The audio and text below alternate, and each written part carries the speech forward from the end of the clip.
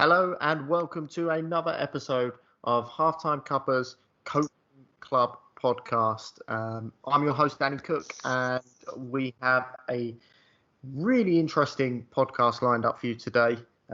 It is part two of our interview with Harry Sherman, who is going to share with us his coaching journey and his experience. So, without further ado, let me welcome Harry Sherman. Harry, how are you? I'm good. How are you? Not too bad. Good. So yeah, how we we're now on to part two. I think we ended part one at the I think you was in South Africa, wasn't you? South Africa, yeah. Yeah. So I won't spoil it any further. We won't. Part one is part one. So if anyone hasn't had the chance, go and have a listen to find out what's happened up to this stage. Let's move on. So South Africa, what happened off the back of that? So we were in South Africa for 12 weeks in total. And about 3 weeks before the end of our time there, I got a call from the Steve, who was the GAP program coordinator. It was like the boss. And he sort of basically said, he was like, listen, there's an opportunity for you to go somewhere else. When we were sort of discussing trips abroad, I'd already said that agreed to start work, and I had my level 2 booked May time in 2015 now. So whereas other people were doing sort of 2 lots of 3 months, I already said that I couldn't do a second lot of 3 months because sort of I was about to start a job, and I had this level 2 booked, and I had youth module 2 booked as well, so I couldn't do a second lot of 3 months. But Steve said that there was an opportunity to sort of go to Singapore for around about a month, I think it was, and sort of spend time coaching in a sort of elite program there. Was that with Arsenal as well? Yeah. So this was what they've got a soccer school out in Singapore. It's part of a program called a JSSL, which is like Junior Soccer School League, and they play on this big sort of rooftop pitch kind of thing. Oh wow! Yeah, it was incredible. So Steve offered me this opportunity. I was like, absolutely no brainer. Took it on. It was all expenses paid. So Arsenal paid for the flights. They sort of sorted us out with accommodation. Even when we were out there, we were getting paid by the soccer school to sort of coach and basically live out in Singapore. So I think I came back with more money than I actually spent. Oh, that's decent. Which was handy. Yeah, it was handy. It was making money to go to Singapore. It was lovely. So when I came back from South Africa, I remember I started my level 2. I think I was back for about 2 weeks. I started my level 2 in the second week, but I didn't realize that there was for the level 2, it was like a period of 6 days. It was Monday to Saturday, and I completely forgot that there was a Saturday, and I was meant to fly out to Singapore Saturday morning. So halfway through the week of doing level 2, I had to have a chat with the instructor and say, listen, I can't come for the final day because I'm in Singapore. Thankfully, they were quite nice about it. The instructors, they were really good about it, and they let me do the sort of the final day with another group when I came back. So sort of 2 weeks I was back home, flew out to Singapore. I was out there with a guy called Dan Openshaw, who was probably my best friend that I made on the course of the Arsenal. So when I found out I was going out with him, me and him were absolutely buzzing. And flew out there. I remember when I landed out there, it must have been about a good 20-hour journey, because we stopped off in Qatar at the time as well. And it was a long sort of a long time not being able to sleep because I've never been really good at sleeping on planes. And we got there and we met the guy that we were sort of working with, and sort of who was our like our coordinator out there. I remember being so moody and so grumpy on that first day. Even Dan turned around to me and was like, "Harry, you need to sleep because you're criticizing everything." And I remember the first day I really hated being in Singapore. I just didn't like it at all. I didn't like sort of it was where we were staying was quite a grubby place. It was quite a sort of dirty sort of street food like I don't know how to describe it. It was like everywhere was a big old marketplace, and sort of where you have this image of Singapore being quite clean. We had the first experience was sort of trash everywhere, litter everywhere, dirt everywhere, and yeah, I just remember the first day I hated it so much. Thankfully, I got some rest, and next day I was feeling a lot better. But yeah, we stayed up 3 months, and it was quite a culture shock, really, because the people out there were so blunt and so to the point, and if you went against sort of, or there was no sort of leniency. Like I remember we were heading towards the bus stop for one of our first sessions, and we had to sort of go over the top of this road like a overpass kind of thing. And as we were coming down the stairs just to get to the bus stop, the bus came in. So we're running to sort of started running, assuming the bus would sort of stop and wait for us. But no, bus went straight away. Didn't even want to wait. And that was sort of how it was. Like if you were late by even a second, that was it. You were done. It was a massive culture shock. Was that the only real sort of culture difference to, say, South Africa, where you just come from? Yeah, in a way, like it was strange because you were going. I went from sort of a place where everyone was so open and so loving and so like, yeah, don't worry about it, like so helpful and sort of going well out their way to sort of give you an easy time, to a place where there was no mercy really in terms of if you're a second late, that's it. If you didn't do something right, you're done. It was sort of a massive, like, it had to sort of change the attitude quite a lot because it was flipping from one side to another so quickly. But the staff, so the program we were with, JSSL, it was like a massive elite level, it's like an academy setup really. We sort of got there, we got our kit, we were sort of shadowing coaches throughout our time there. And there was like a really, I mean, like I said, it was strict. It was like everything was timed to perfection. Like we had 1 hour with one coach, then straight away had another hour with another coach, then another hour with a third coach, and it was all sort of 2 p.m. on the dot lunchtime, 3 p.m. on the dot session. It was so timed and so worked out so well. And to be fair, the players were bought into it completely, and they were so well disciplined and so well behaved. It was actually really, really fun, really enjoyable to coach them because it was like coaching the perfect group of players, really. It was really nice. And I can imagine with having that set up as well, it must make you feel incredible as a coach, having all of that set up done for you. You just being a part of it. Yeah, I mean, it was the coaches that we're working with have been with the club for a while, and they were good coaches as well.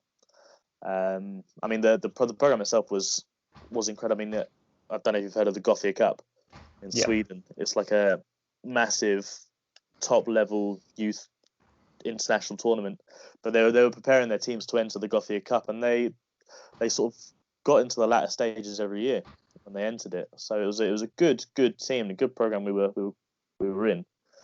And I remember we were sort of, after a week or so, we were partnered with a specific team. So I think I took I think I must have been with the under 14 girls there, and then the under 12 boys, if I remember right. And it wasn't like the sessions. So we sort of assisted the sessions. We were sort of assisting and just providing support for the coaches that were leading the teams, because obviously the coaches were preparing their teams to enter this tournament. And it was a lot of sort of like repetition training, and a lot of sort of passing patterns and passing exercises, and sort of when this person does this, you must do this kind of thing. It was a lot of repeating the same exercises over and over again. There wasn't much in terms of like like organized chaos or sort of freedom for players to sort of do their own thing and sort of be a bit creative. It was very sort of rigid, very strict, very you do it this way or you don't do it kind of thing. Does that kind of reflect on the culture of the place? Coach, yeah, no, it was definitely reflective of the coach. I mean, these were guys that have lived in Singapore for years, and sort of, like I said, you look at the culture of Singapore, and it showed in the way they coached and the way they looked to play. I remember actually in the first week, the guy who ran the program, his name was Harvey. It was a blistering hot day. And it was. I mean, in Singapore, every day it was summer. Like every day was blistering hot. Like, I remember me and Dan would lie in bed in our underwear, just sweating profusely because we were so hot. But it was a particularly hot day, and we were outside on sort of the roof pitch, and the sun was beaming down. And Harvey he made every player sprint from one side of the pitch to the other side of the pitch, and back again. And I remember thinking, I can do that.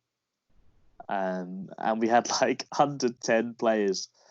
They were absolutely gasping on the way back. And Harvey turned around to a couple of the coaches and he was like, yeah, the fitness needs to be improved. The fitness isn't good enough. And I was like, oh, God. It was quite a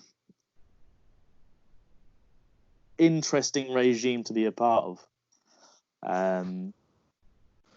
Was it... I guess as well, it must have been, as you say, an interesting regime to be part of.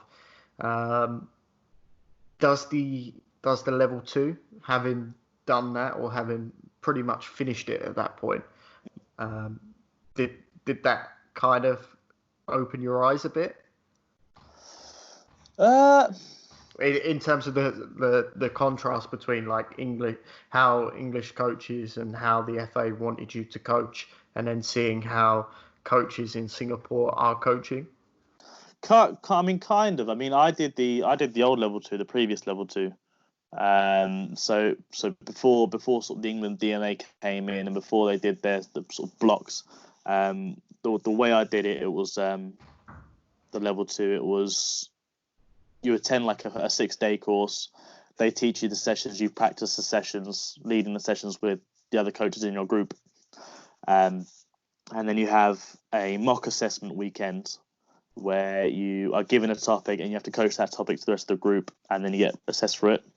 And then you have your final assessment, which was the same, which was you're given a topic, you had to coach the other coaches in that group that topic, and you're assessed on that. So it was already quite sort of strict, quite you must do this, and you had a checklist to pass, and if you had to get every tick box on the checklist to pass the course.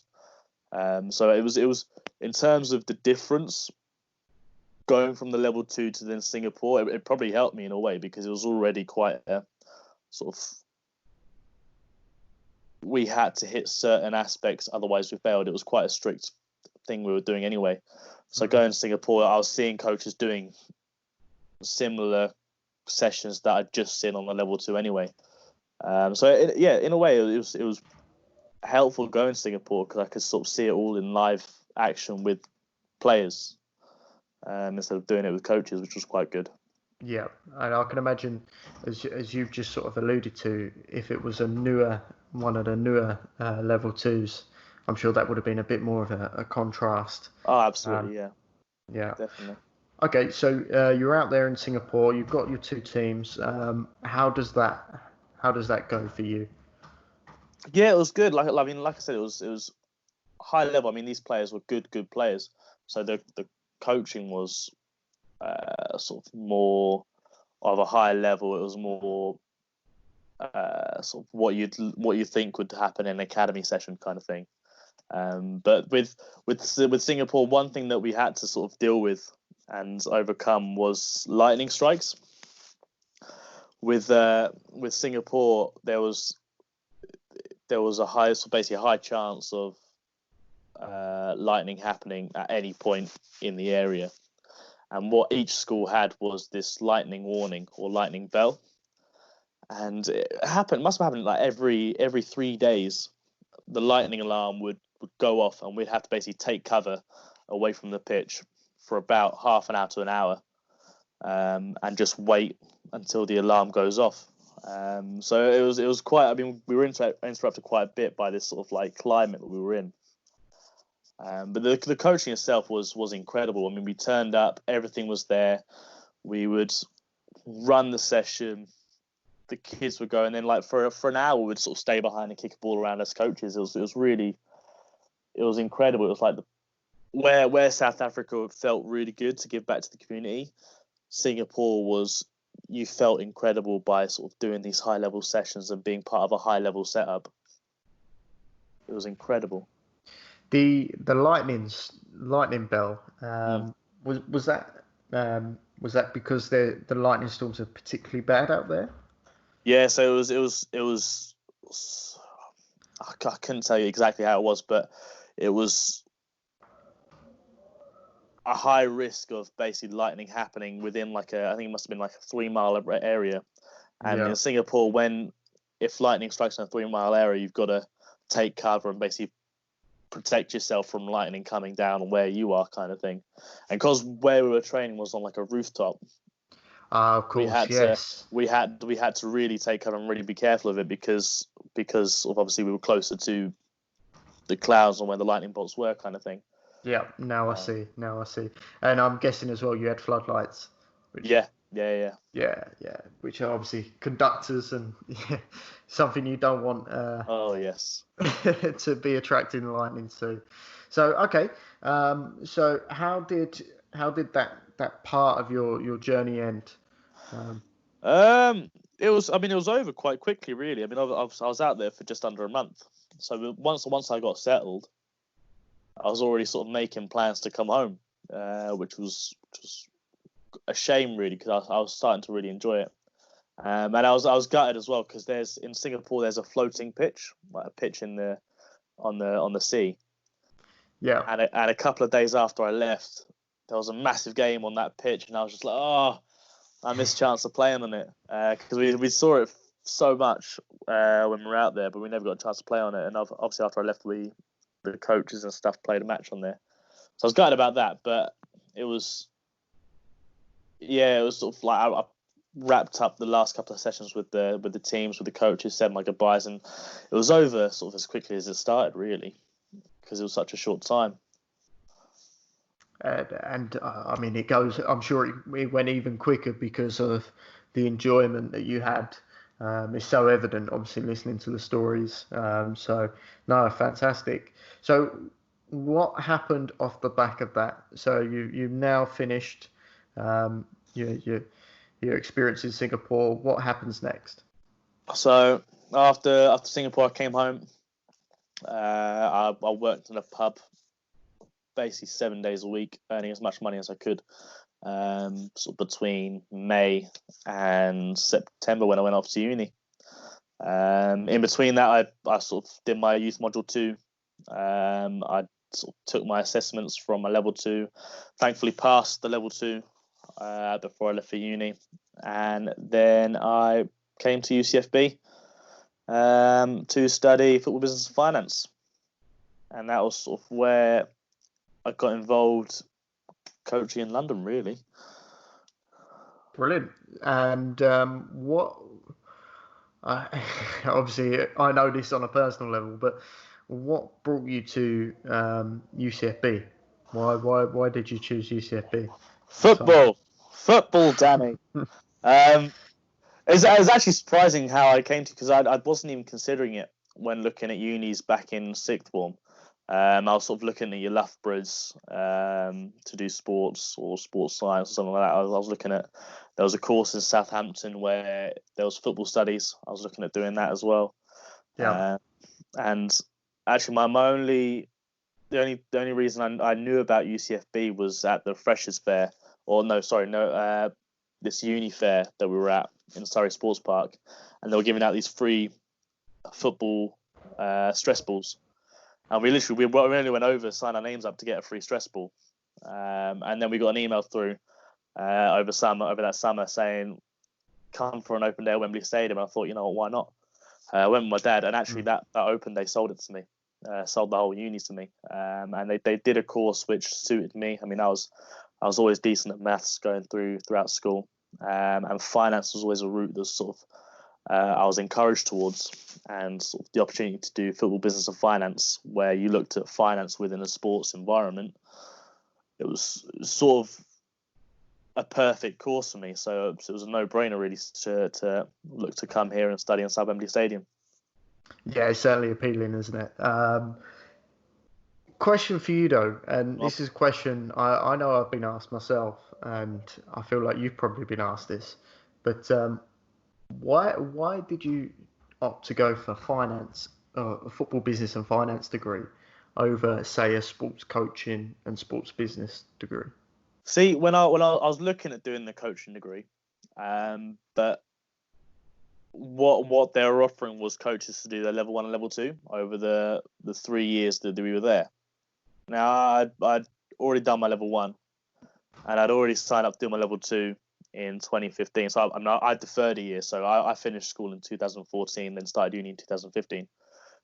So by the time I'd already selected my options, I'd already signed on to level 2.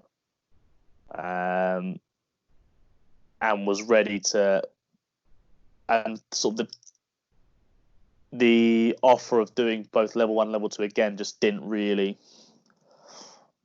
it just felt like a waste of what would be $9,000 a year to sort of do what I've already done. Yeah. And when I looked at uni, when I looked at studying and degrees, I wanted to do something that I hadn't done, or get something more, get something extra. And for me, the coaching program wasn't extra. It would just be me sort of basically recovering things I've already done.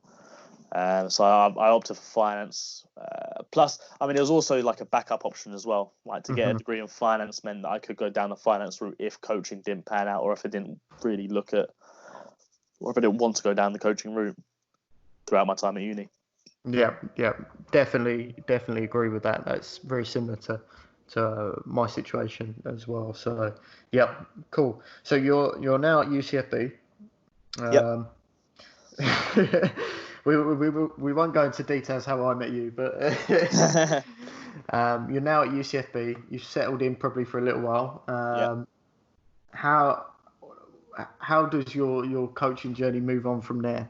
So I was looking around for coaching jobs, probably within the first week of starting uni. So freshers week, yeah. During freshers week, I was looking around for coaching placements and coaching roles, and there was an opportunity that came up with AFC Wimbledon, and I went down, had an interview, was offered a sort of a role within the community department, sort of coaching within schools kind of thing. And it was I remember it being a decent paid job, and I went down, and on my first day, it was a Saturday, and it was like a big sort of like, must have been a tournament day, and at the end of it was like sort of, you had your age groups playing matches against other, like, in their own age groups, and I was just sort of there just to sort of meet all the coaches, meet everyone, sort of get a vibe as to how things are done, and sort of just settle myself in. And on the end of this tournament, one of the coaches had an absolute hissy fit, and basically got in a shouting match with one of the other coaches about how little help he's received in putting all the equipment away and putting all the all the goals and balls and bags away, and it got into a shouting match, like a proper shouting match. I mean, this was after the kids had left, and I remember I'm so pleased. Yeah, The poor kids.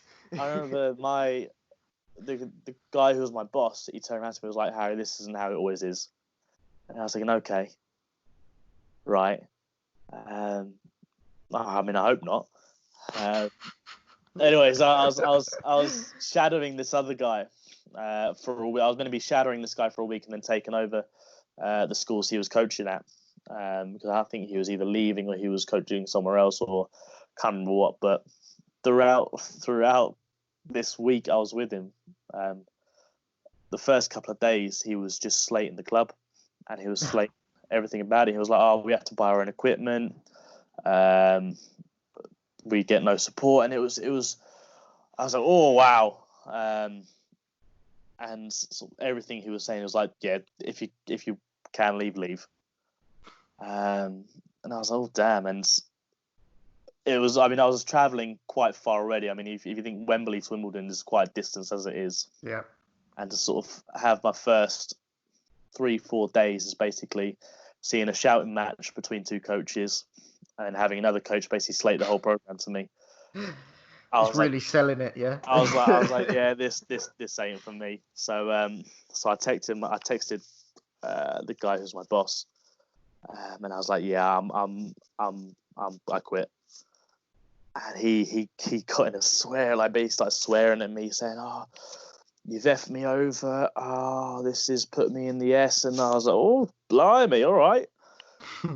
So yeah, within 4 days, I was leaving that setup, and I was after that I was a little bit confused. I was like, "Is this how it is in London? Is this how the coaching experience is? Is this what I can expect from coaching?" Really, it was a bit of a sort of like wake up call. I was still looking for a club. I got back to looking for another club, and I got in touch with Kira Allen, who was one of the coaches I worked with at Arsenal, who took us for our youth module 1 when we were on the course. I messaged her saying, sort of, "Do you know of any clubs in Wembley where I can get involved coaching?" And she put me in touch with a guy called Yule, who ran this club called Kinja, which was only down the road from where I was staying at uni. Got in touch with Yule. He gave me a call. We had a chat, and a few weeks later, I was down there taking a session as part of a practical interview, as it were. Good. So that practical interview, how did you feel in preparation for that? Because obviously a lot of people, those who've listened to the previous podcast, we've had Mo, we've had Rob, obviously had you in part 1. A lot of people have mentioned Yule and referred back to Yule. So how did it feel? What was your impressions when you first met him? And how did that practical interview go for you? Yeah, I mean, I think Yule for me he played a massive role in how I coach now, my coaching, the way I coach and the way I approach coaching as well. I mean, he was this big Italian guy with quite sort of a deep, husky voice, and I remember first meeting him. It was. I mean, everyone referred to him as like Jurgen Klopp. If you remember, I mean, he was literally had the mannerisms of Jurgen Klopp, and he looks a bit like him as well. And that's sort of how it was really when I first met him. I mean, he was really nice, really open, sort of welcomed me in, introduced me to a couple of the other coaches at the time, and he said, "Listen, you'll be coaching another 12 girls team as part of your practical interview or practical session. You'll have half an hour. Just let's see what you can do." And I did it, and he seemed to have liked me, and there was another coach in the Hammer who seemed to sort of like the way I did it as well. And after that, the U12 girls then became my team to coach. And yeah, I mean, it was quite a quick turnaround from sort of meeting you all and meeting the Hammer and meeting the girls, to then taking them for training and then preparing them for their first game, which was quite nice. Is it Mahama? Was Mahama the Nahama? Nahama, yeah. Was Nahama the coach of that team? She was. So she was the welfare officer as well, and she coached the U12 girls as well as she coached the younger girls team as well. Mm-hmm. So I think it must have been the U10s or U9s, and so she was juggling both teams, and I came in just. Thankfully, they both liked me, and then I took over the U12 girls and took that team from her, so she can focus solely on the younger girls team that she was coaching. Yeah, I was going to actually ask, how easy was it for you to sort of just come in, and obviously you got their coach is obviously there, she's there anyway. How easy was that transition? Because understandably, it could be quite a difficult task. If you've got the old coach there, the transition may not be as smooth as you'd like. How did you make it so successful? It was all down to the girls, really. I think with that team, I mean, that age group, it's sort of looking 10, 11, 12-year-old girls. They're quite bubbly. They're quite funny. Like they basically all. All they wanted to do was just to enjoy playing football, enjoy being a part of the team, and just basically be able to have a laugh with the coach. And I remember there was a couple of girls that I quite quickly could tell they were the not the clowns, but the show offs in the group, and they were the standout sort of players and personalities. And it was just sort of just clicking with them, getting them to know me, getting them to know sort of who I am, taking them through a session, and it was seamless, really. And the girls made it easy because of that. Yeah, I mean, like I said, like with that age group and sort of coaching like a small group of girls at that age, it is about just building a bond with the players and just getting them to enjoy you as a coach and be able to sort of have a laugh and enjoy coaching them. And that's all it was, really.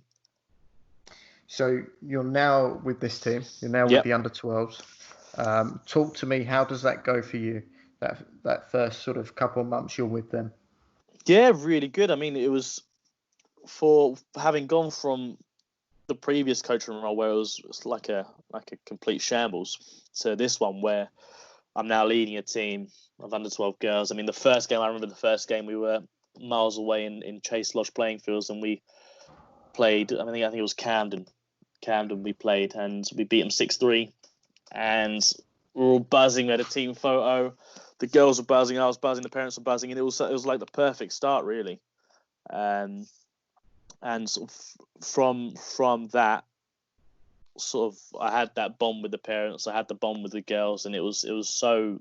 The rest of the season just flew by, really, because it was just such an easy time coaching them, and it was an easy time taking through matches because they were so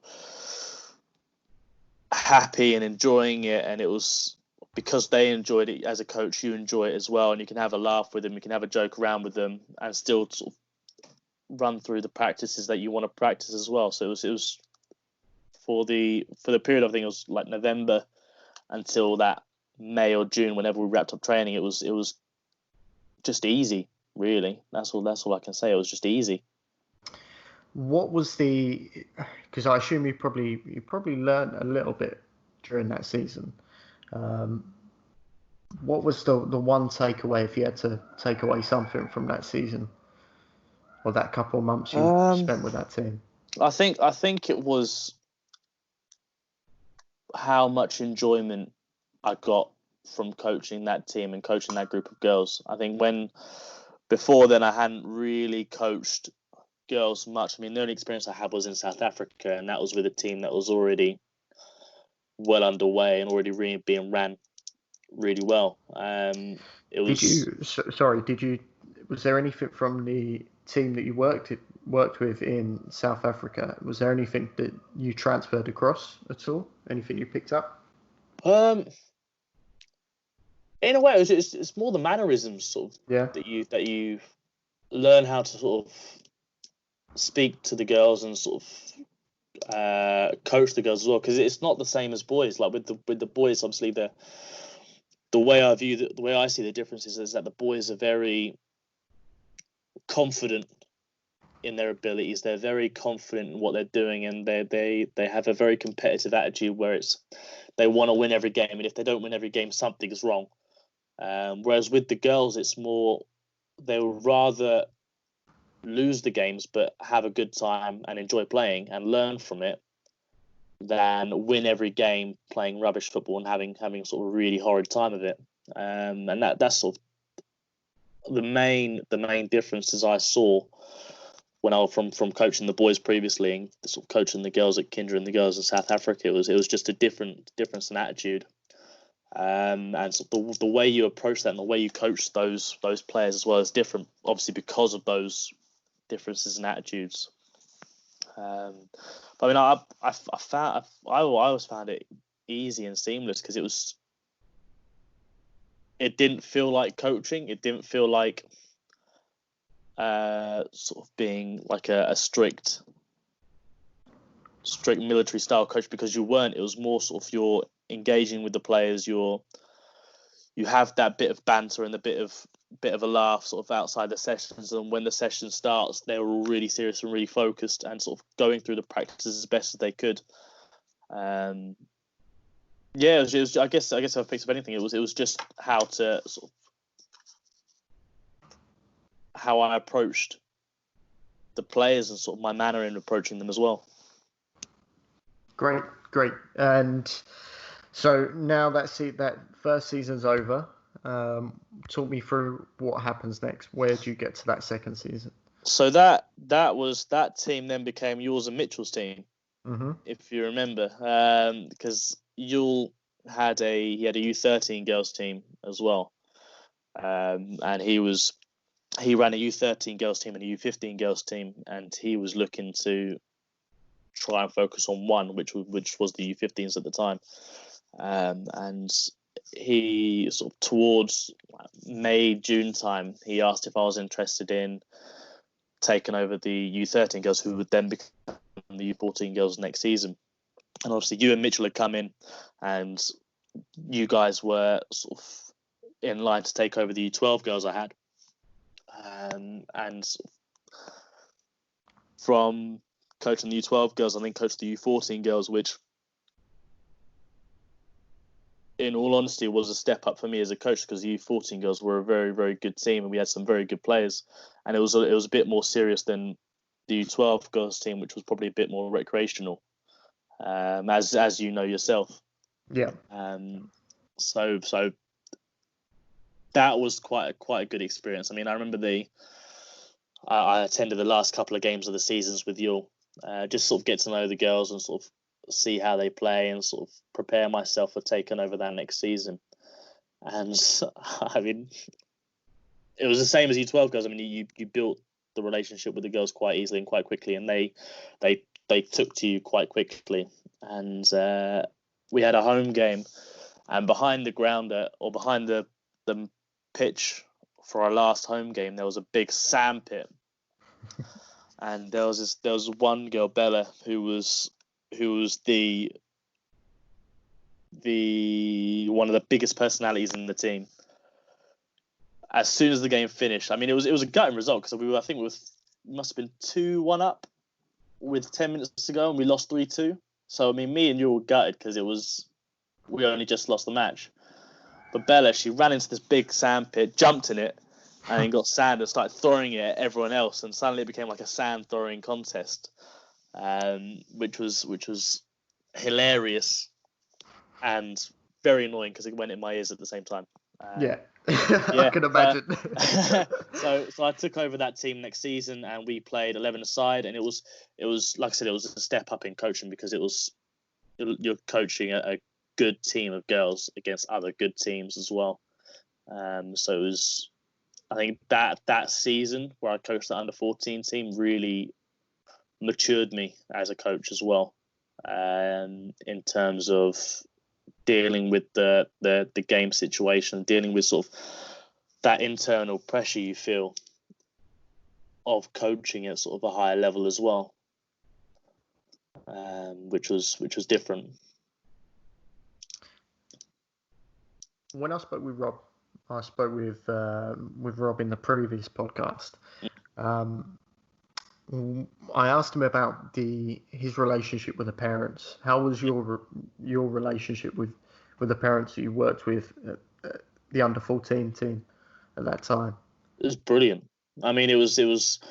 I think for me, I've always been big on building relationships with the parents. I mean, for me, it was the parents brought the girls to the games, and the parents were sort of trusting you as such to coach their daughters to be better players. Really. So I mean, the relationship I had with the parents was incredible. I mean, it was such a nice. I mean, I'll always say that was the most fun I had as a coach, because the girls were incredible. They were such a lovely group of girls. I mean, they were both funny. They were serious. You had that sort of relationship with them where sort of you became friends as well as coaches in a way. Like they come up to you, they'll sort of have a laugh with you.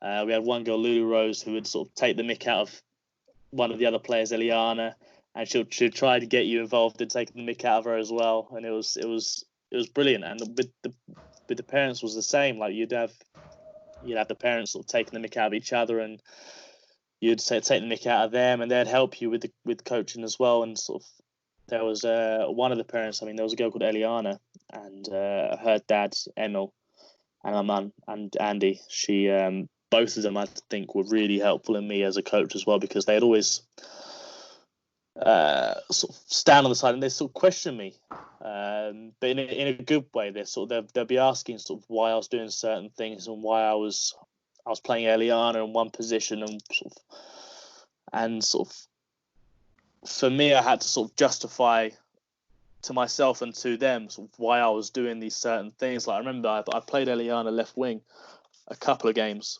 when she was normally a striker, and it's because I mean her left foot was rubbish, and I mean she had a wicked right foot and she could hit a ball and she had good technique, but her left foot was nowhere near as good. So I whacked her on left wing, and then she started to receive the ball and pick up the ball on her left foot. And her dad came over to me. It was an away game, and he asked me, "Why is Eliana playing left wing? She prefers playing striker." And I had to sort of justify to him why Eliana was playing there. And he obviously understood, and he was like, "Oh yeah, fair enough." And sort of doing that and sort of having to justify to the parents why I was doing certain things made me a better coach, because I had to have reasons and thinking behind everything I did, and you couldn't just wing it. You couldn't just sort of do something and say, that'd be fine, or let's see how that goes. You were doing things with a purpose and doing things with a reason behind it as well.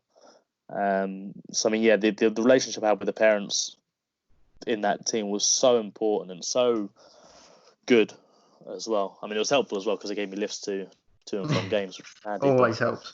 Yeah, always helps. But yeah, it was. I mean, there was another family, the Sullivans. We had a girl called Alex who was a technical master.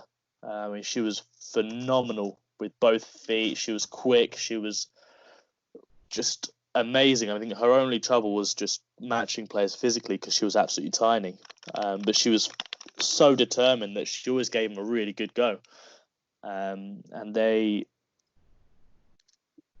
moved back to the States. So they're an American family, and they moved back to the States. And they turned around to us at the end of the season and said, "Listen, we've got a load of stuff that we don't need.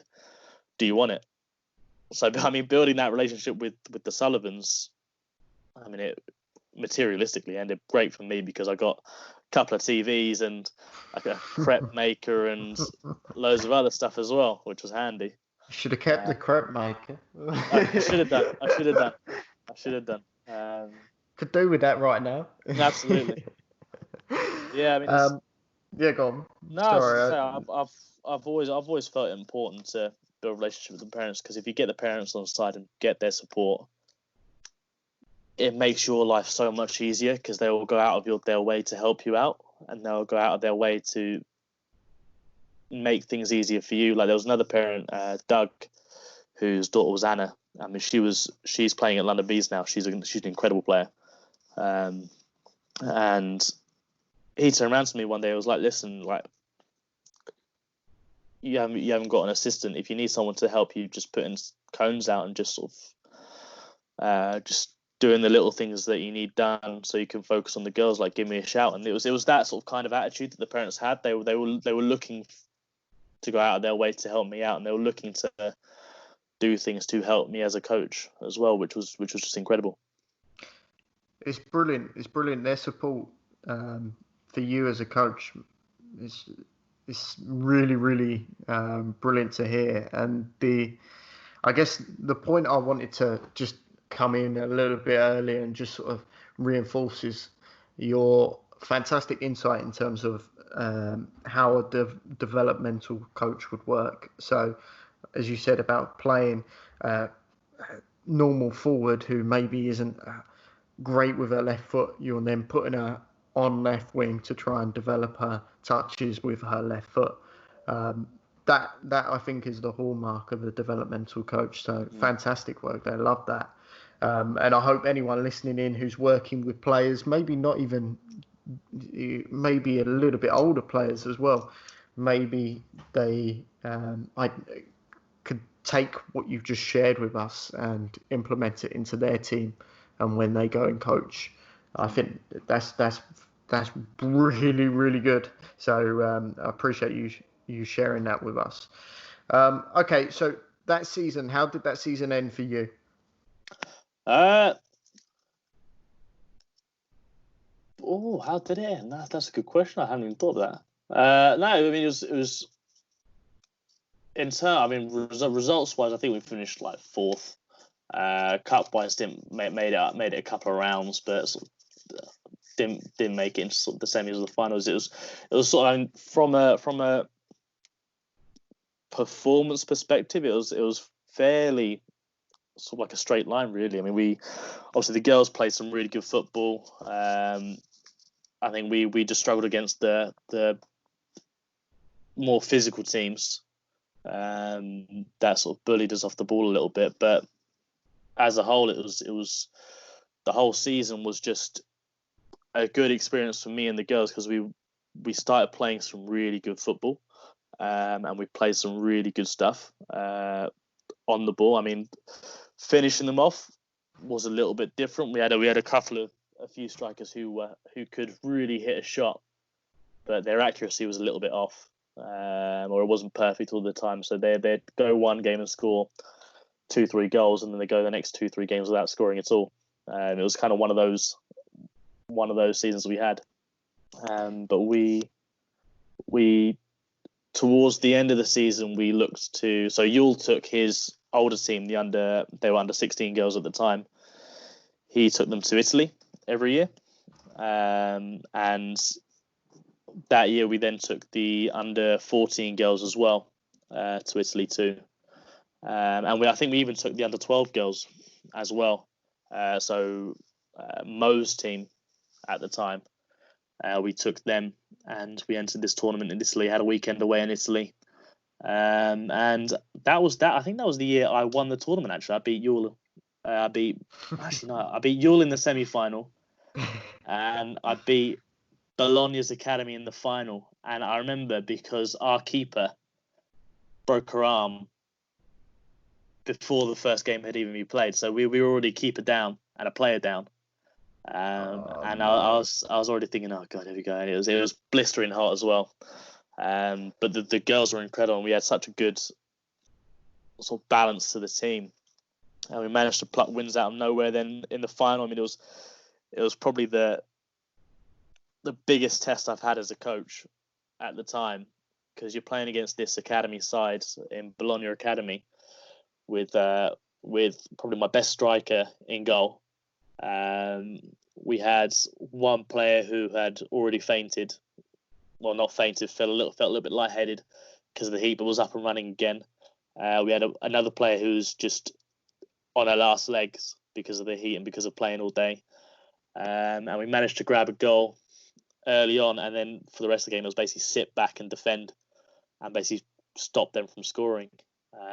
So we'd had a good season in terms of building the relationship with the girls and having a really good time and sort of enjoying the football we were playing, to then having that tournament in Italy, going out, beating Ewell. I mean, we had 3 Kindred teams entered and it got very competitive between the Kindred teams. So beating Ewell's team in the semis and then going on to win in the final was just sort of topped it all off as well. And it was just an incredible experience as a whole. It sounds very sports movie-esque, everything's Absolutely. going against you, and yet your team pull through. I could definitely see that on Sky Movies or any other movie-related platform. So I mean, that must have been such a high. I know, obviously, I remember yourself speaking about it, Simon, Yule. Yeah. So I obviously know what a fantastic experience that was. Where do you go from there? So you've come back now. The season is, as I said, probably over by this point. You're probably prepping for next season. Where do you go from there? So we came back and we looked at next season. We had a few girls that moved away. It was a shame actually because my captain moved away. We had Anna Kim move to QPR. We had Alex Sullivan move away back to New York, or back to America. We had a few players leave, but then we had a few players come in as well, who were of good quality standards as well. And then we racked into sort of under 15s with the girls, which was a great experience as well. Obviously, towards the end of it kind of fizzled out, which was a shame. Mainly because we had girls who were focusing more on their studies and exams and stuff, and other aspects of their life came into play as well. Yeah. And then sort of towards the end of that season, we looked at. Over summer, that's when Buell left to go back to move to Canada, and then Prani took over as chairman. Then I sort of came in as vice chairman, and sort of we looked at remodeling the club. So actually, the next season was all about remodeling the club and reshaping the club, sort of the way into sort of how we saw it going forward, which was a different challenge in itself, really. Yeah, I was going to say, how was that in terms of juggling you as an individual going out and coaching and leading a team, and then obviously I've seen some of your work in terms of a pathway and all of the coaching resources internally from the club. How did you go about juggling both? Was that an easy thing to do? Yeah, I didn't really see it as much of a problem, really. I was with uni. Obviously, uni took up a bit of time, but we're only in 2 days a week. So for 5 days a week, I wasn't in uni. It was just outside work I was doing. So I had plenty of time to sort of focus on the other aspects and focus on what we could do. And with Yule leaving and Yule going to Canada and sort of me being heavily involved with Prani running the club, we sort of had like a blank slate to really change a few things and sort of mold the club to what we wanted it to be and how we wanted to take it forward. I remember sitting down early with Prani that season and we looked at the teams we had. I think our youngest team was an under 11 boys. Our oldest team had just moved up to our ladies team that Prani was coaching, and sort of we're looking around, sort of thinking where are we getting the younger players from, or how can we get younger players? We can't just expect a team to magically show up. So that's when we developed the idea of a development centre for sort of to give us a chance to get younger players in, get them training technically, and then produce teams out of that. for that, we got in touch with an American coach called Tom Byer, who was a former pro, and he was the sort of technical advisor for the Chinese FA. He's done loads of work around the world. I mean, he's a really, really well-known sort of a renowned coach for his work in technical development and youth development as well. We got in touch with him, and sort of he sent us over a few articles about what he does and a few ideas as to what he does as well. And that's sort of what the development centre was formed as of, really. It was a place where players came in. It was pure technical focused. So they were looking at ball mastery and learning how to control the ball with the left foot, the right foot, inside, outside, all parts of the foot, before then going into competitive teams to play competitively as part of a team environment. So we brought that in, I think January, February the following year. We created in around March, we created the idea of a men's team for Prani's then under 17 boys to go into, and sort of create an exit pathway for our boys' sides. We had the ladies' team already for the girls' side, but we wanted one for the boys' side as well. And sort of within the space of about 6 months, we went from 6 or 7 youth teams that had nowhere to come from and nowhere to go, to then having a sort of a pathway from players coming in at Kinja at a young age to then playing through our competitive teams to then leaving to then playing for our adult teams when they hit 16, 17, 18. So it was really we invested a hell of a lot of time, effort, and sort of thought into creating this club to be sustainable long term and to become a long term opportunity for players to come in and develop and be a part of. Yeah, and obviously that's something I've seen firsthand. Obviously, how much effort and time you guys have put in. You said the development center and certainly the pathway as a whole is clearly a product of your time, yours and obviously Prani's time with in charge in terms of running the club. So you've set up now a men's team. Mm-hmm. Talk me through what happens from there. Where do you end up coaching next? So the men's team I took on towards the end of the 2017-18 season. So 2 seasons ago. Obviously we ended up getting the players that stayed from Prani's under 17 boys, because quite a lot of them went off to college, or they were going to, or a lot of them were French, so they moved back to France. So there was quite a lot of players of that team left. But we had about 5 or 6 that stayed on. They joined up with obviously the likes of yourself and Mitchell from our old uni team that we played on, as well as sort of filling the gaps with players that we managed to recruit from elsewhere. And suddenly sort of it came to July, August time, and we had a squad of about 18, 20 players ready to play, ready to get our first season underway in men's football. And yeah, sort of been coaching them ever since, really.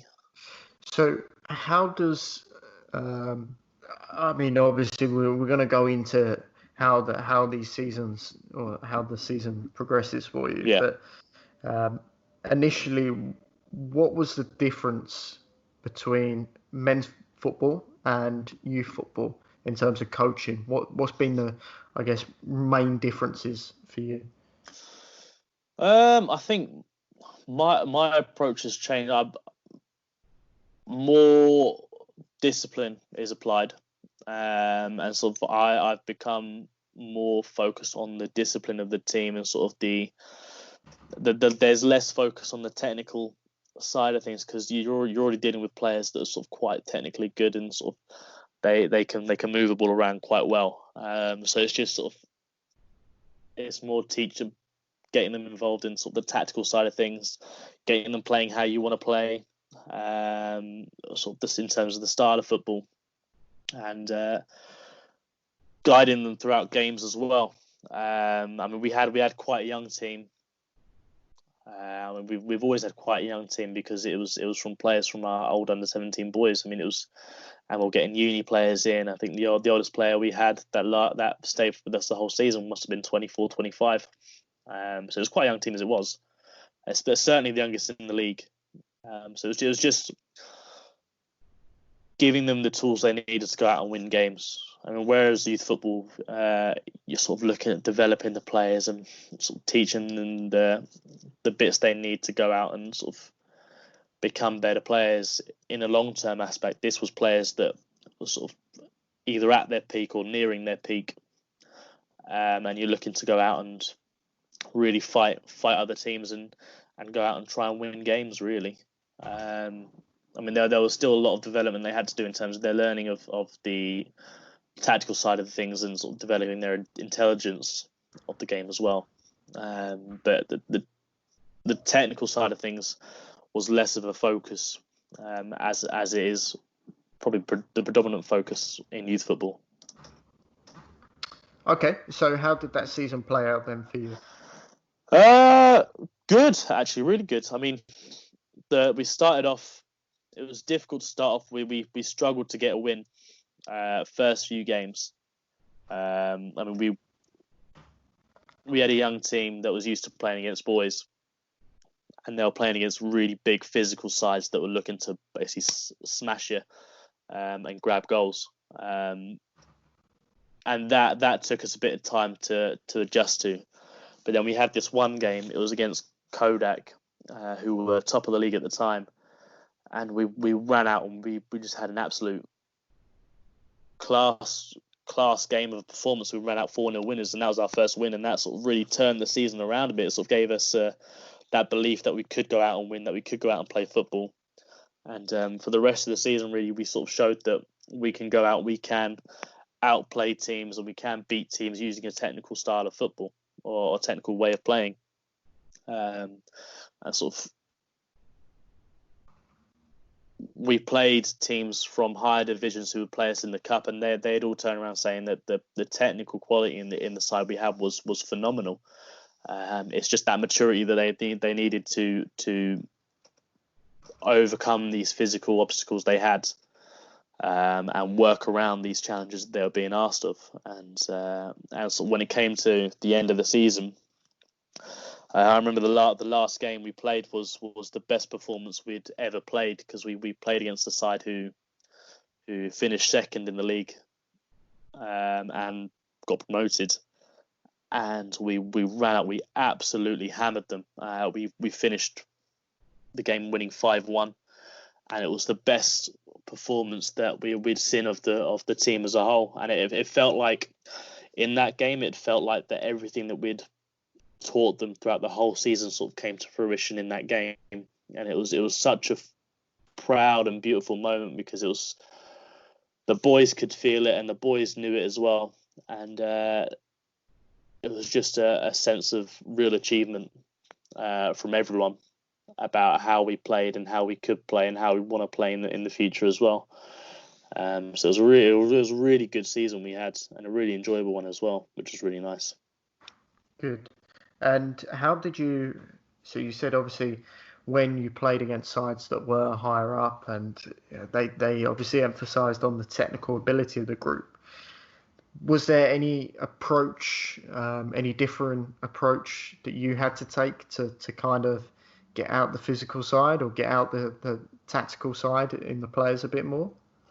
I mean, it was just encouraging them to move the ball around quickly. I mean, when you're playing against physical sides, if you try and match them physically when you're not a physical side yourself, you're never going to win. You're always going to run out losers. So what you've got to try and do is sort of move the ball around the opposition so that the physical battles aren't there, or they're reduced. Like if you manage to move the ball quick enough,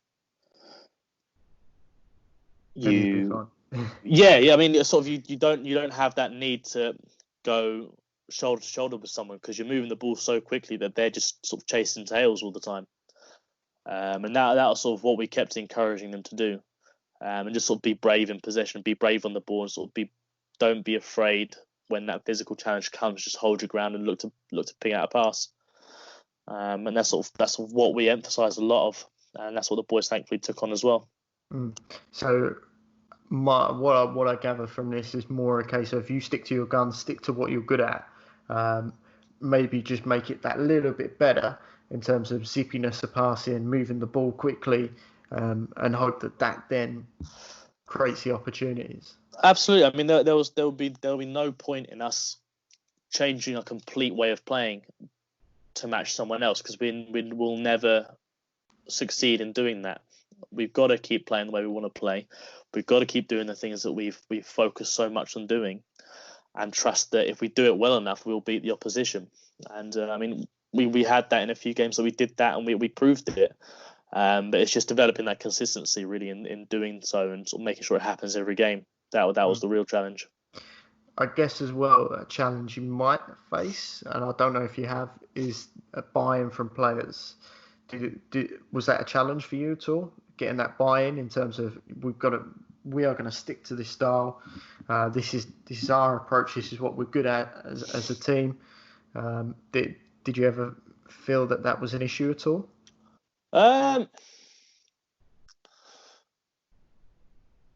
Not really. I think what helped was that the majority of players we had were technical players. So if you tell a technical player, listen, we want to play a technical game that's going to suit you, and we're going to try and coach you into making this a way of playing that's going to beat more physical sides, they buy into it sort of almost by default, because you're sort of telling them, listen, we want you to play your game. We just want to help you with your game.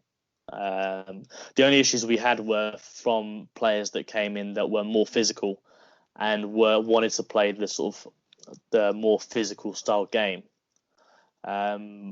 They struggled to adapt, and they had a really sort of hard time really of learning how to play a different way of playing. But really, with the majority of players on board, it's either they adapt or they go, and that's what happened really. If the players didn't adapt to the way the rest of the team wanted to play and how we wanted to play, they left. And I mean, it's no hard feelings. We all have different ways of wanting to play football, and that's how it is. You just got to sort of trust your system and trust the way you're doing things, and just keep learning as you go along. That's what we did. Moving on then. So end of that season, you've ended that season on a high. Where do you go from there? We cracked on to the next season pretty much immediately, really. When we had our first pre-season game mid-July, or sort of end of July, and after sort of breaking off end of June, so we had about a month out, and then we're back already in pre-season. We had a few players leave. We had a couple of key players leave. Like our top scorer, he was injured, so he didn't come back. And sort of we had one of our better midfield players. He left as well. Just to sort of focus. He was at uni at the time. He was entering final year, so he wanted to focus on that, which is fair enough. And so I think the hardship we had this season just gone was that we didn't replace them, and we couldn't replace them. So I mean, we were playing this excellent football, playing beautiful football, but we didn't have a finisher who could finish them off, and we didn't have players that could complete what we were doing. So we had so many games where we played really well, and we just let it slip within sort of 5-10 minutes, or we didn't score the goals we needed to win the game. And sort of from that, we struggled really. Obviously, as you know, yourself coaching the under-17 boys, we looked to integrate those boys into the men's team as well. And sort of, I think where I've learnt this season as well is maybe we integrated them too quickly. Maybe we looked to have them involved too early. But I mean, sort of, you look back on the season, you look back on sort of how we went and how we did things. Would I change anything? Probably not. I think the amount that I've learned, the amount I've picked up this season, it stands me in good stead for next season. Stands us in good stead for next season as well. And sort of those that have left us throughout the season didn't really buy into what we were trying to do. So it's sort of more of a good riddance as opposed to anything else, because it would have hindered us and how we grew going forward. Interesting. And you say you wouldn't do anything any different. And in regards to, obviously, you was talking about the under 17 players coming up. Just to add a bit of context, I feel probably a bit of sympathy for the situation that you were kind of chucked into in terms of numbers at times, where you had no choice but to call on some of these guys to step up. So yeah, I definitely feel that's an ingredient, but I don't feel that's something that you essentially cooked and prepared for us all to enjoy. In a really bad analogy, that one, but I wouldn't be too hard on yourself with that, because I feel like that was a little bit out of your hands, really.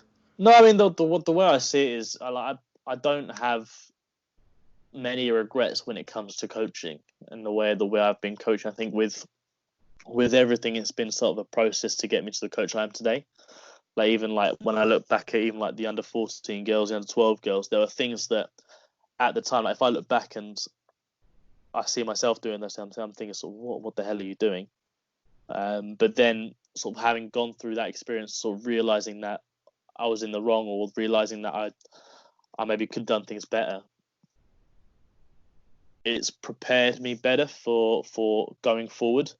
So like I'm more experienced. I know how to deal with certain situations better. I know how to sort of manage things better as well. And it's sort of the not the negatives, but the lowlights really that I've been through taught me a hell of a lot. I think that's one thing really that as a coach you've got to do a hell of a lot of, is just whenever things don't go your way or whenever you struggle, learn from it, because if you don't learn from it, you're never going to improve. Great words there. I want to quickly talk about someone you brought in, and certainly in that last season just gone, that many, I guess most grassroots or youth clubs probably don't have access to, and that's a sports psychologist. Yes. Just talk to us. How did you go about bringing in a sports psychologist to a youth club? He actually approached us. He's Ollie Cottis. He's the sports psychologist of our men's team now. He just emailed in, just said, "Listen, I'm studying sports psychology. I want to put it into practice. You look like a good club. Am I alright to do that with you?" And sort of me, sports psychology is an area that I've never really, I don't think I've ever truly understood up until I met Ollie. It was sort of, I've never really seen it as a big avenue that sort of needed to go down. Or I never really seen it as key in sort of sports performance or high level performance. But meeting Ollie, having him involved and sort of speaking to him sort of 3-4 times a week, I've learned so much. And really, I look at sports psychology as vital now in terms of developing high level players and getting high level performances, because I mean what Ollie's done with the club and what he's done with the players and done with myself as well. It's the psychological aspect is so important, because if that fades, or if that isn't as good as it should be, then the performance and the technique and the decision making, that's going to be off as well. And you see a lot of grassroots level football, as well as like if a team's not having a good day or they're inside their own heads mentally, they struggle massively.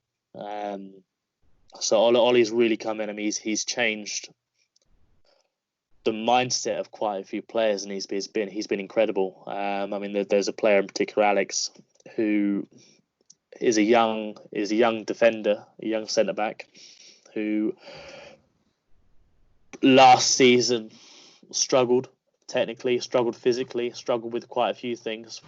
In that first season, yeah. In that first season, sort of, kind of at the start of this season as well, he struggled a little bit.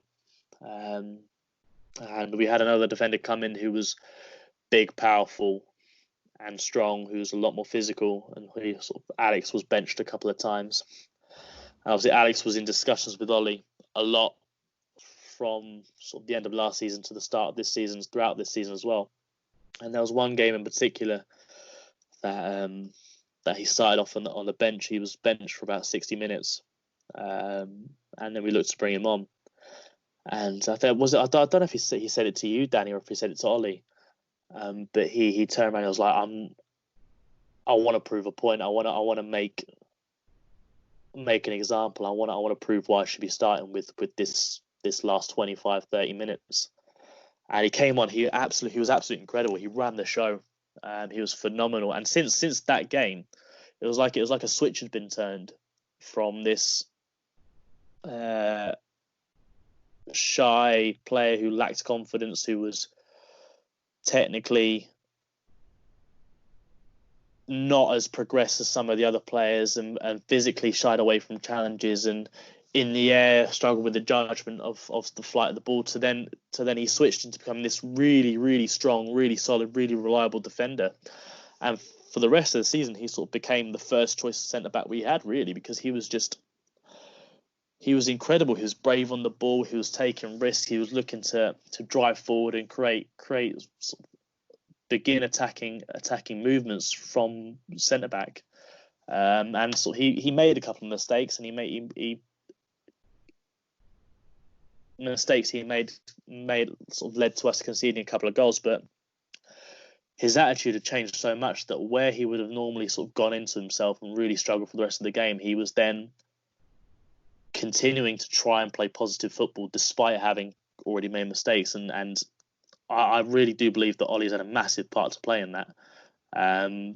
Just helping Alex psychologically, and just sort of giving him a bit of belief in the fact that yes, he's going to make mistakes. He's going to have times where he messes up and we concede because of it, because of the position he's in. But to sort of trust in himself that the way we want to play, that's gonna happen, and we want him to keep being positive in the way he plays football. So that's been Alex has been sort of my highlight of the season in terms of seeing a player develop and seeing a player really come into his own in such a short space of time. And like I said, Ollie's been huge in helping that happen. Yeah, two points there. Definitely, I agree with. As I say, on a personal level, Alex, his development is fantastic, and he deserves a lot of credit for that. He's worked really hard, and I mean, first-hand experience, obviously, with Ollie.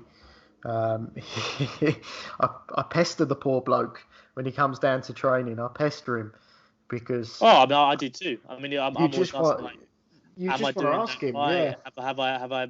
Like, I've always. I mean, right at the start of the season, I was asking about team talks and sort of what little things can be done to sort of help the team positively in team talks. And there was a couple of times where we had team talks and he'd just turn around and say, "Listen, that was spot on," and it filled me with confidence as a coach, knowing that from a psychological point of view, I've hit the right notes, and I've looked to do the right things. And sort of obviously there are a few things that he would sort of say, "Why don't you do this? Why don't you try that?"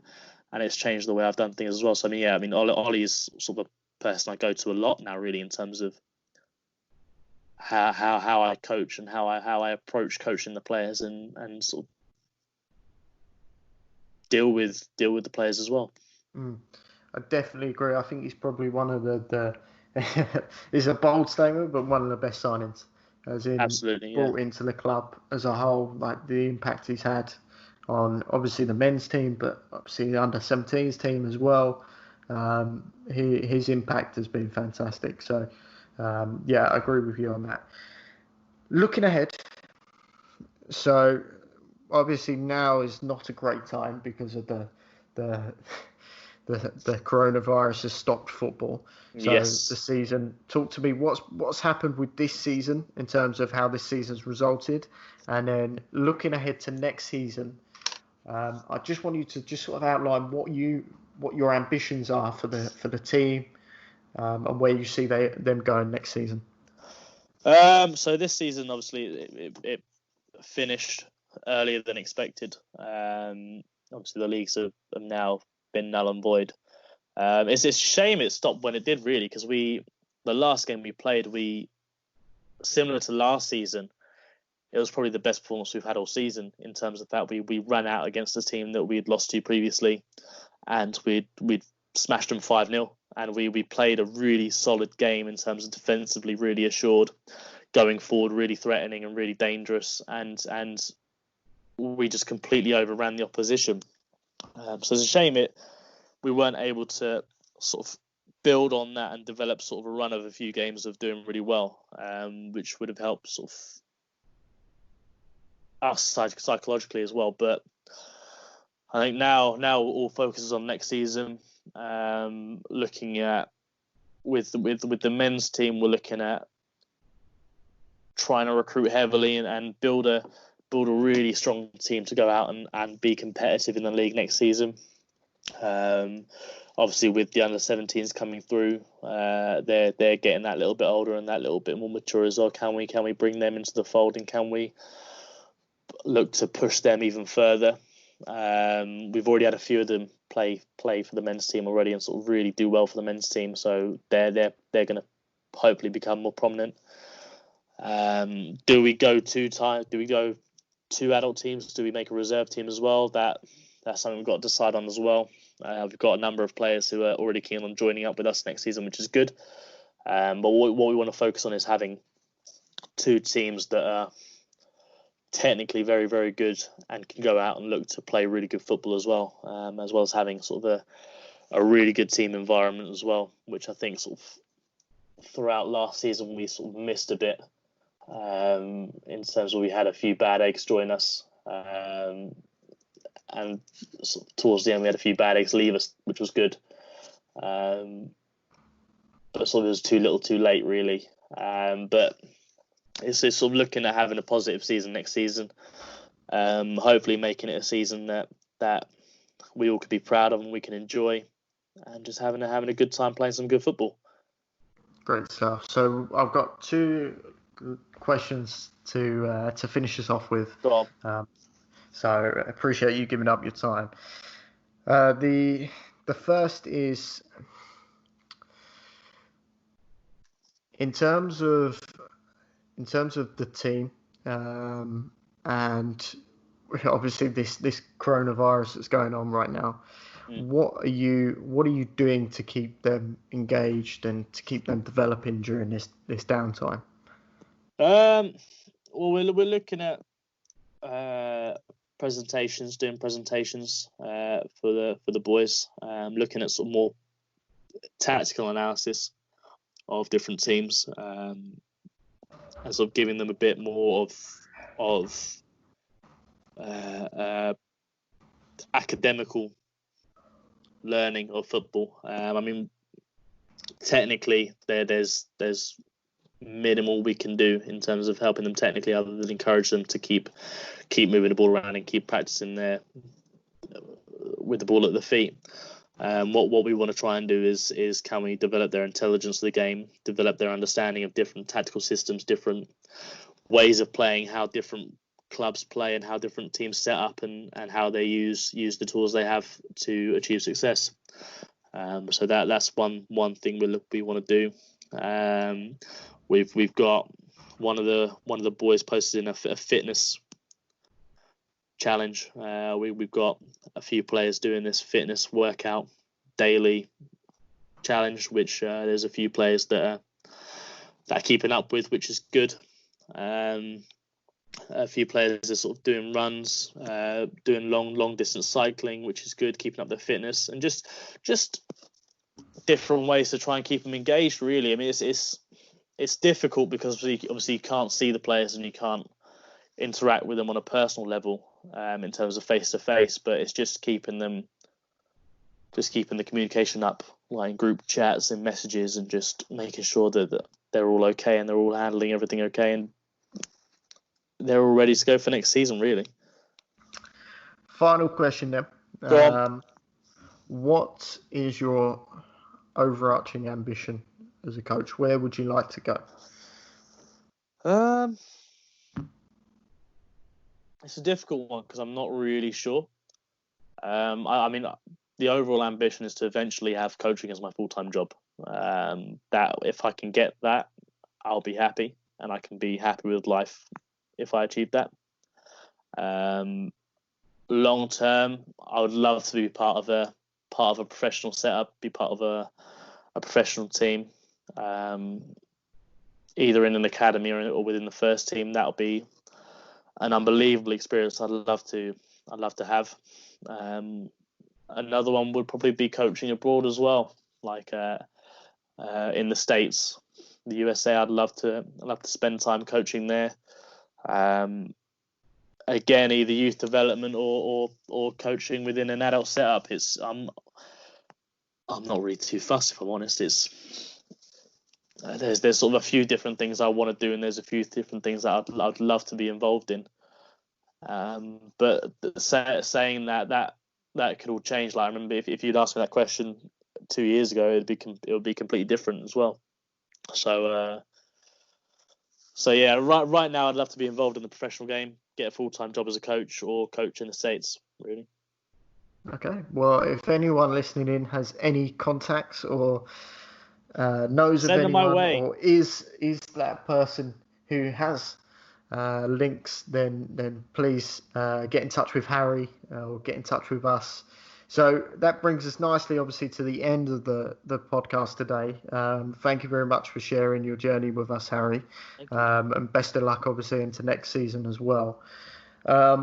Okay, Harry, how can anyone listening, if they want to get in touch with you on social media, how can they get in touch with you? Usernames are Hazza7272 on everything. So it's HAZZA7272 on Instagram, Twitter, Facebook, anything really. TikTok? Not on TikTok. No, I haven't bothered with TikTok yet. No, I haven't quite caught up to that one either. So if anyone listening wants to follow me on social media, it's at DannyCook1996 on Twitter. Okay, Harry, how can anyone, if they're interested, if they've got a younger brother or younger sister, or if they, as an adult, want to come and play for one of our adults teams at Kinja or Camden, how can they get in touch? Social media is just at Kinja FC, KNJAFC, or website is www.kinjafc.co.uk. Brilliant. And obviously there's spitballing, I'm sure there's a link on there from Kinja to Camden as well, if anyone's interested in women's football. Brilliant. And last sort of plug, I guess. Coaches, are you always in a demand for coaches? Always looking for coaches, yeah. If anyone wants to join in, get some experience coaching, be part of what I think is a nice setup, get in touch. I mean, we're always looking to take coaches on and sort of help them develop and sort of give them a bit of experience coaching teams, managing teams, and being involved in part of a good youth program. There you go. So if you want to follow Harry's journey, a good club in Kinja, then have a look, get in touch with the club, and there's coaching opportunities for you there. Harry, once again, thank you very much for your time. Thank you very much. Not a problem, and thank you for listening in. I hope you enjoyed the show, and look forward to seeing you in another podcast.